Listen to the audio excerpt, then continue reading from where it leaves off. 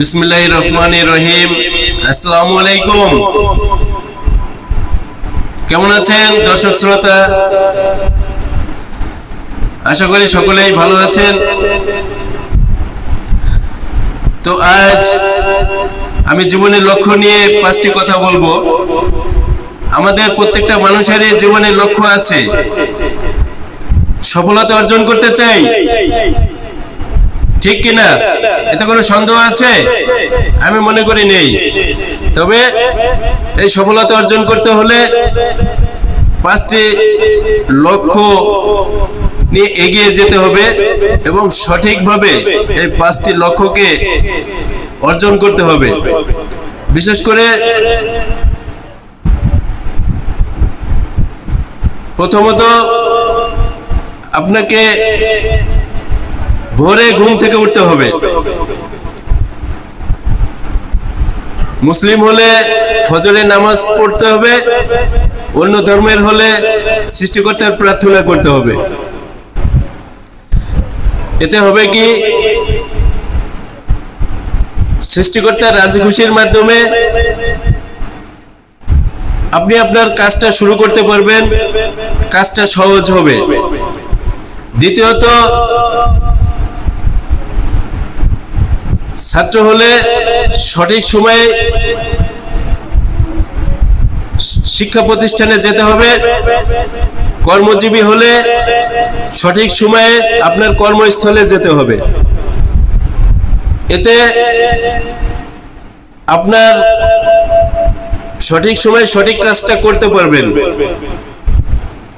আর যদি লেট করে যান তাহলে আপনার সারা দিনটাই এলোমেলো হয়ে যাবে, মন মানসিকতা খারাপ থাকবে। 3 নম্বর হচ্ছে সময়ের মূল্য দিতে হবে। স্টুডেন্ট লাইফে অবশ্যই সময়ের মূল্য দিতে হবে। যদি আপনি সময়ের মূল্য না দেন, আপনি আপনার জীবনের, আপনার লক্ষ্য অর্জনের, সফলতার যে কাজগুলা, মৌলিক কাজ, এটা স্টুডেন্ট লাইফেই করতে হয়। এই স্টুডেন্ট লাইফে যদি আপনি সময়ের মূল্য না দেন, তাহলে আপনার কর্মজীবনে যেও এই ঘাটতি থেকে যাবে, আপনি সঠিক সফলতা অর্জন করতে পারবেন না। 4 নম্বর হচ্ছে অপচয় করা যাবে না, মিতব্যয়ী হতে হবে। আপনাকে অবশ্যই মিতব্যয়ী হতে হবে। যদি আপনি মিতব্যয়ী না হন, তাহলে আপনার সফলতা অর্জন থেকে আপনি অনেক দূরে সরে চলে যাবেন, এতে কোনো সন্দেহ নেই। এজন্য আপনাকে মিতব্যয়ী হতে হবে। যেখানে আপনার ব্যয় করার প্রয়োজন নেই, সেখানে আপনি ব্যয় করবেন না। আর সময় বলেন, অর্থ বলেন, আপনি অপচয় করবেন না। সঠিক সময়ে সঠিক ব্যয়টা করবেন, টাকা হোক আর সময় হোক। 5 নম্বর হচ্ছে আপনাকে অবশ্যই অবশ্যই সৃজনশীল হতে হবে। আপনি সবসময় সৃজনশীলতার মধ্য দিয়ে জীবনকে গঠন করতে হবে। যদি আপনি সৃজনশীল না হন, তাহলে আপনি জীবনে সফলতা অর্জন করতে পারবেন না। কারণ আপনি একটা নিয়ে পড়ে আছেন, ওই একটা নিয়েই পড়ে থাকতে হবে।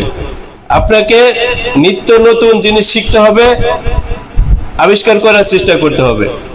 তাহলে আপনি জীবনে লক্ষ্য অর্জন করতে পারবেন, সফলতা নিয়ে আসতে পারবেন।